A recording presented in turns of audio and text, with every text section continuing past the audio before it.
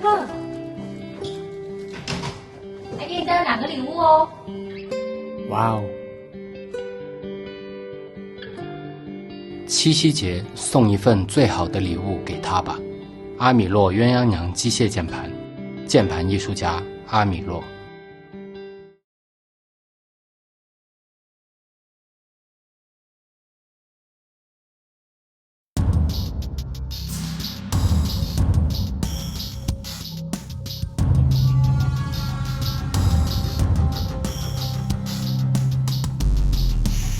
全宇宙的华人玩家，各位好，我是聂俊。我们经常聊开放世界游戏啊，但这似乎是我们第一次聊沙盒游戏。倒不是我不爱玩，而是沙盒游戏的代表作《我的世界》，大家实在是太熟悉了啊，连看个《三体》都能看疯了。不过相比于《我的世界》，我个人更沉迷另一款沙盒游戏《泰拉瑞亚》。从它的 EA 版开始呢，陆续就通关了好几次了，直到前几个月，泰拉瑞亚终于制作完毕了，正式发售了，我才想起来，应该可以水一期了。不过现在的正式版我就没有玩得那么深了，所以视频这里是以前几个版本的体验来聊的。所以呢，如果有什么出入以前几个版本为主啊。当然，我并非不喜欢我的世界，而是工作实在太忙了。对于我的世界这种主打创造、游玩时间可以无限长的游戏，我实在是不敢花太多时间去进去啊。偶尔呢，真的有创造欲了，我也可以用 3D 建模来建个什么东西，消解一下我的创造欲望之后，就继续工作了。就像我之前做的 RX78 的建模但另一面，泰拉瑞亚却是我玩了好几次的游戏，因此泰拉瑞亚和我的世界有什么不同就是这期视频主要讨论的。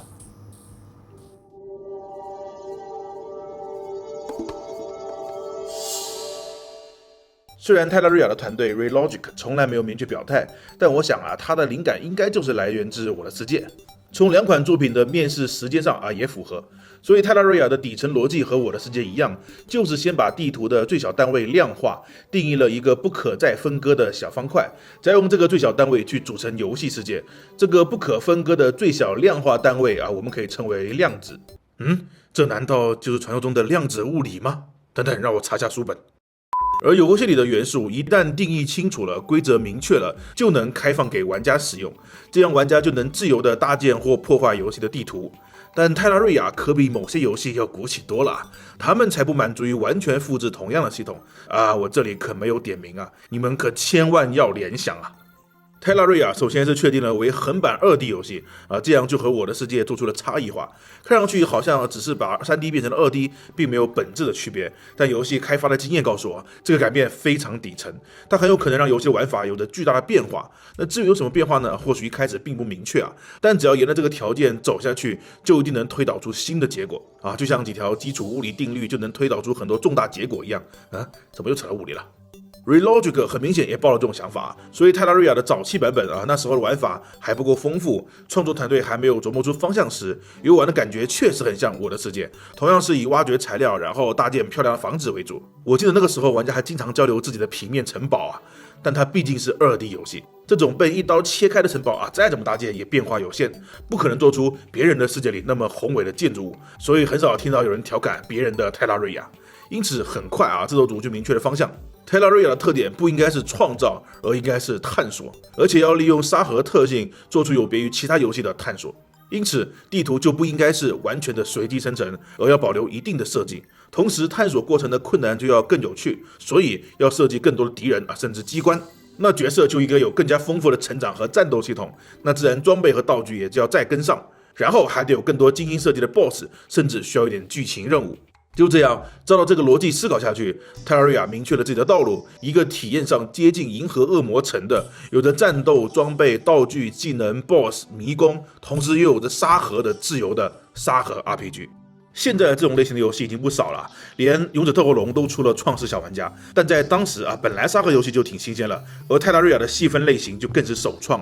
当然以上说的这些元素我的世界也都有，但内容量级是不一样的比如我的世界里的 BOSS 一个手就能数得过来，而泰拉瑞亚里却有30多个，小怪更是多达350多种甚至比大多正儿八经的银河恶魔城游戏都还多。这是泰拉瑞亚中文维基小怪的页面各位感受一下。而可制作的武器、药水、道具、工具等等东西，再配合上多达13个等级的矿石，其组合更是多到数不过来还有大量不同性格、不同身份的 NPC 和丰富的触发事件，甚至有主线剧情。当然，这里不是贬低我的世界啊！每当我为了说明游戏特点而对照某2个游戏时，总有人说我夸一踩一。冷静点好吗？对比不等于踩好吗？那这个差异呢，是因为2个游戏有着完全不同的侧重方向。我的世界侧重创造，泰拉瑞亚侧重探险，因此我的世界用于搭建的材料种类会比泰拉瑞亚多不少。现实里2个游戏之间的关系也很好可以互相找到对方游戏的彩蛋，比如泰拉瑞亚里就有苦力怕套装，甚至2个游戏都可以找到小标语提醒玩家玩玩我的世界或泰拉瑞亚吧。泰拉瑞亚丧心病狂地增加这些元素，就是为了提高探险的乐趣，效果也立竿见影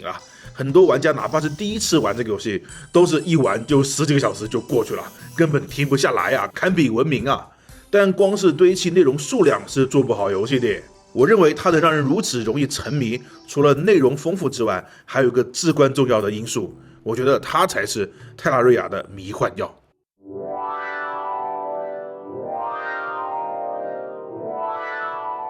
这个因素同样也得益于泰拉瑞亚是个2D 游戏，很有趣2D 少了一个维度，因此剥夺了游戏在创造方面的深度，但却赋予了游戏在探索方面的巨大优势。难怪俗话说得好，上帝为我们关上了一扇门，那就请他再关上窗户，我们就能开空调了。等等，我再看看书本。这个优势就是地图的可见性。那这个优势体现在2个方面第一是玩家不会迷路在我的世界里面，新手经常在自己挖出来的错综复杂的地下网络里迷路，毕竟家徒四壁，全是泥土挖的时候呢又随性，并不都是有上下方向的，久而久之就忘记了哪一条路才是出洞的，只能垂直向上挖出一条路来但这样效率又太低了。不过这问题还算好解决后面我就学会了插火把的时候呢，只插在左手边，以后只要看着火把的位置就能分辨是出洞还是进洞我不愧是个能背诵99乘法表的4不2出的天才当然泰拉瑞亚里玩家没有迷路的问题它的地图是可以破坏的，不像2人那样子需要兜来兜去的，不是上下就是左右要这还能迷路，我就很怀疑这个人在家里能不能找到厕所在哪呀？而会不会被迷路，那在前期可是非常重要的，对游戏的节奏、流畅感、上手度都有了巨大的作用。当然，游戏的后期也有制作组刻意加入的无法破坏墙壁的迷宫但那就是另一个系统了。而第2个优势的体现就更大了，玩家可以穿墙看到一定范围内的矿物，而不需要非要挖到矿物。在我的世界这种 3D 游戏这就没办法了。我的世界里往哪里挖能挖到矿物，会挖到什么矿就完全是运气问题了，除非使用了矿物探测器的 mode， 但也依然不方便。而在泰拉瑞亚里，制作组利用了2D 平面的特性，给角色加入了可透视的范围，在这个范围内的矿物都隐约闪着光芒，提示了玩家这里有矿，并且这个范围是可以升级的，这让玩家能够更轻松地找到矿藏。但这仅仅是让玩家更容易找到矿藏那么简单吗？才不是嘞！这个小小的设计学问大了去了。这在游戏设计里英文叫 trap point，也可能有其他叫法，但这里不细究了。中文我称为吸引锚，意思就是画面中会有一些很容易被发现，玩家会毫无抵抗的走过去互动的东西。它有几个关键要素：一，非常明显，几乎一眼就能发现并理解；二，对玩家吸引力足够强，玩家一定会过去互动；三，玩家走过去的成本很小，包括时间和操作成本。如果是2D 游戏基本都在一个屏幕内。可以想见，只要满足上面的条件，玩家基本是无法抗拒的，下意识的就会去互动。而只要走过去了，画面场景就会有变化，场景只要变化了，就能出现下一个吸引锚，进入新的吸引循环。比如暗黑破坏神里打败敌人掉落的装备和金币就是很好的吸引锚，只要掉出来了，玩家就一定能看到并理解，理解了就一定会过去捡。尽管自己的装备和钱已经够多了，但捡东西这种源自远古的习惯依然会驱使着我们我相信就算是亿万富翁，路上看到了10块钱也是会捡的，而且距离还很近，举手之劳嘛，但又不至于近到就在脚下，总还是要移动的。所以东西都是从尸体里蹦出来的，而不是掉下来的，就是为了制造一点距离。只要玩家走过去一点，就可能发现另一波小怪其中的1-2只，或者可互动的尸体、可进入的洞穴等等，反正就是要骗玩家不停的移动，不停的被吸引。同理，超级马里奥兄弟里的金币可以撞的问号砖块，那仔细观察会发现它们的位置都很巧妙玩家停在任何地方，几乎都能在一个屏幕内看到这些元素。3D 追尾视角的游戏里一样有这样的设计，荒野之息里不管到哪里，总能在可接受的距离内看到可采集的植物啊、矿物啊、昆虫啊等等吸引玩家的小物件。往大了说，也总能在中远距离上看到一个吸引人的大目标。这个我们在聊荒野之息那期也有聊过。当然，吸引毛不一定非要是收集要素。我再举个我觉得非常经典的例子曾经的波斯王子，它虽然没有可收集的要素，但寻找下一个看似不能走，但其实可以走的路线，也是波斯王子最吸引人的东西。因此，玩家不管停在哪里，总能一眼就看出来下一个移动点。可能是可攀爬的柱子，可能是可以踩墙跑的木板，也可能是可以反复横跳的两面峭壁。总之就是一眼看穿，但又能刺激玩家，让玩家觉得你好聪明哦，这都被你发现了。而距离呢又不会太远过去试试也无妨只要一试玩家就中圈套了，因为接下来就会发现下一个这样的吸引毛。我记得当初在宿舍舍友玩波斯王者2，第二天还要上早课呢，却玩到了深夜。他承诺到了下一个泉水保存点就退出，结果到了泉水保存后，随便看了一下周围，就发现了在看似无路可走的场景里能走通一条路的方法，而且就近在眼前。然后就想，那爬过这段看看吧，反正那么近。然后呢，就天亮了。我醒来后他还在玩，被我狠狠地嘲笑了一番。当然，我是不会告诉他，我通关这个游戏时也是这样的。这种既要谜题连绵不断，又要照顾场景的宏大和完整，既要让玩家一眼就能看出来，却又不能让玩家觉得过于傻瓜，这种场景设计是非常考验功夫的。这也是当年波斯王子前几代广受好评，而后几代逐渐没落的原因。在 IP 出名后快速开发的状态下，这种场景设计是很难一直保持水准的。甚至后来的几代古墓丽影和去年的绝地武士陨落都没有达到这种精妙的场景设计。好，说回泰拉瑞亚，在漆黑又狭窄的矿洞里，如果连续几分钟都没有挖到矿石，玩家的耐心会呈指数级下降。但这在一个地图随机生成、挖矿也随意乱挖的系统来说是很难避免的。但游戏却让玩家能够透过墙壁看到一定范围内的矿物，这就成了很棒的吸引毛，吸引着玩家不断的找到新的小目标，不断的挖下去。游戏对矿物的随机分布呢也做了精心设计，密度基本上都能确保这个透视范围总能看到一点矿物就算真的看不到了，只要随便往哪个方向挖一点，就总能发现新的目标。后期贵重的矿物虽然变稀少了，密度降低了，但玩家的可透视范围也扩大了，保持了很好的动态平衡。一是不会迷路，二是能够提供源源不断的吸引毛，因此泰拉瑞亚一玩起来就很难找到退出时机。这又是一个游戏设计的概念了，你可以理解为看电影全程无尿点好的游戏总是会尝试减少玩家退出游戏的机会，因为每一次退出都要面临着玩家不再打开的风险也只有任天堂这种对自己极度自信的，才敢在游戏里提醒玩家该退出游戏休息一下了。而泰拉瑞亚就没这么好心了，巴不得你们都给我死在这个游戏里吧，玩我的世界我说说而已，一个都别想退出。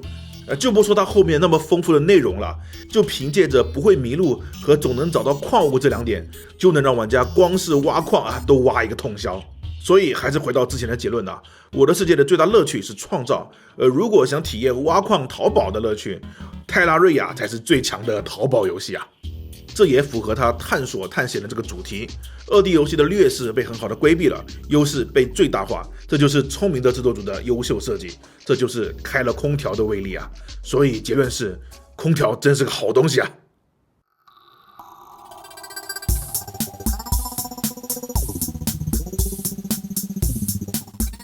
聊了这么久的开发理念，还是要回到游戏内容毕竟矿挖多了迟早会腻，丰富的内容才能支撑探索这个主题。而这也是我在摆脱了挖矿吸引陷阱之后，还能经常重复游玩这个游戏的原因这个 RPG 的世界实在是太疯狂了，正因为游戏立项之初就以沙盒游戏为前提，所以后期虽然加入了很多 RPG 元素，但却没有任何的框架限制，什么剧情合理故事背景角色关系在泰拉瑞亚里的世界全是扯淡，只有手里的钻头才是最大的浪漫。因此泰拉瑞亚的内容已经不是自由和新奇了，而是一种胡来的感觉但这里胡来呢又不会让玩家感觉出戏细说不是胡说，对吧？比如说它的武器各种材料做的剑、弓箭、斧子、锤子、手机，这些都算正常的吧。但到了后期，什么连弩突击步枪榴弹发射器魔法棒都出来了，打得天花乱坠的，不知道还以为我在玩合金弹头呢。什么叫缝合怪？这才叫缝合怪。道具药水啊也是啊，变身的、飞天的、防火的、踩水的，反正一股脑全喝下去，就连大超都要叫你声爸爸。坐骑、宠物、随从、翅膀，每一个大类里面都是折腾不完的道具。地形类型也是天马行空，神庙、迷宫、猩红之地、腐化之地，当然还有少不了的地狱，甚至还有天空漂浮岛啊，上面还有白色的飞龙，中国龙啊，没错，就是在悟空面前的那只。NPC 就更加搞笑了啊，高尔夫球手、机械侠、酒店老板、巫师、海盗，每一个都有自己的作用。不是这个游戏，你海盗能干嘛呢？我就问你，人家高尔夫球手好歹能够卖高尔夫球杆。那 BOSS 呢，更是各种背景的大杂烩啊，克苏鲁之眼、施瓦辛格的毁灭战士、火星来的飞碟，还有加勒比的海盗船哦，原来刚才的海盗就这里来的。但这些都什么鬼啊？以后谁再说哪个游戏是缝合怪，我就用泰拉瑞亚甩他的脸。当然，胡来归胡来，吐槽归吐槽，但在里面玩的是真的开心。这不就是游戏最纯粹的快乐吗？特别是还能多人联机，几个好友一起在游戏里胡来的都看不明白发生了什么事情的那种快乐，绝对能让玩家找回儿时的感觉，发出猪叫一般的笑声。它就像是在玩低配版的玩家1号里的绿洲，又像是做了一场充满冒险的梦。我们做梦的时候，经常会各种不同的世界背景、剧情、角色乱七八糟的拼凑在一起。醒来后回想会觉得又荒诞又可笑。而泰拉瑞亚真的就能给你一个乱七八糟但又无比开心的体验。我靠，我到底玩了个什么游戏啊？